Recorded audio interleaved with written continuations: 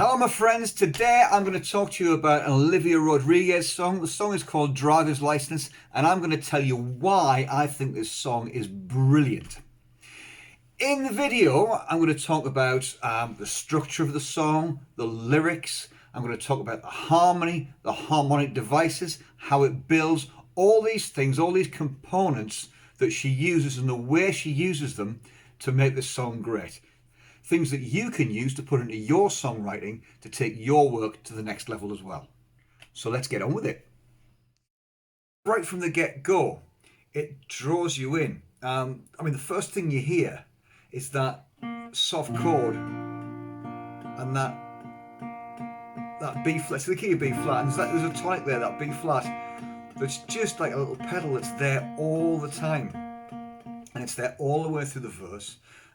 It stops at the chorus, but it's there for the verse. And what happens is you start with that in chord 1, and as the chord changes, it goes to that chord 6, that G minor, because the chords are not complicated. The chords are just B flat, E flat, F, and G minor. It's a 1 6 4 5 kind of thing. So there's nothing original about the chord progression, but the way she uses it, she holds it all together with this little tonic note, this B flat, that's just pulsing away, and the chord changes to the G minor and it's still there, and it's a common note in both chords, but when the chord changes to the E flat it stays there as well. Okay, and that rhythm's significant because it comes back, but I'll talk to you about that in a minute. So it draws you in straight away with that, and it's, the chords, the harmony, it's quiet, but that is the loudest thing you hear, and that steady rhythm just brings you in. The chords that are a long way back from it make the listener sort of lean in. Then she comes in with this vocal that's very, very close mic. It's right up in your ear. And it's immediately, very, very personal. It's like she's singing in your ear. And it immediately draws the listener. Now, she's not talking about the listener. You can't do that in a song. She's talking about somebody else. But she draws the listener in by immediately starting to tell a story, because that's what the verse does. It tells a great little story, and she's using that you. She's talking you and we, and she's using those pronouns, and that immediately draws a listener in and makes people come into the song and start to relate to the lyrics.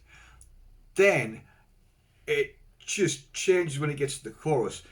She just brings in this blinding melody, and the chord, it goes to chord 4, it goes to the E flat chord, but she just does this climb from the third of the chord, and it's the way she does it is brilliant, and the way she does that is brilliant. It's brilliant because she builds it, she moves to the chord 4, and it's that rhythm. Listen, and it goes.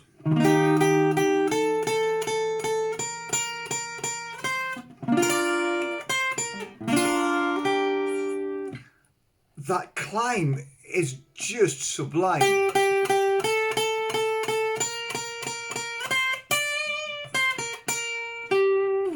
Great, very simple, but it's that melody that you're already aware of, and it brings a new element to it. It builds it. It works so well. That works so well because you've already heard that rhythm there in the introduction. Then she suddenly hits you with it on chord 4 and does this really powerful climb and climb and climb and climb and climb. And the chorus almost sounds like a bridge into a chorus, but it's not. It's the chorus. And then she catches you with that hook line at the end of the chorus, because you said forever, now I drive alone past your house, which is a brilliant line because it just makes you go, oh no, and you immediately emphasize this poor girl. Great song, great writing. And then later on she brings the chorus back for the third time, but the third time it comes back, normally in a pop song you build and build and build and build. What she does in this one, she twists it around, and it's great to have twists like this in a song. She twists it around so that in that last chorus she actually brings it down for the last chorus. And that works really, really well again.